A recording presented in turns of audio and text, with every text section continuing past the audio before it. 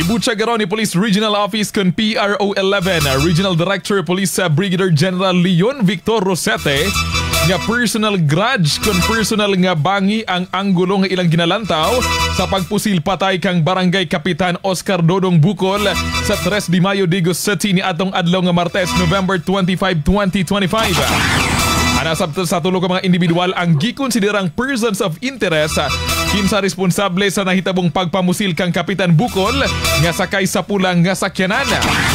Nanguna sab karon ang PRO 11 sa gimontar nga Special Investigation Task Group kun SITG alang sa mas paspas nga paglusad og investigasyon.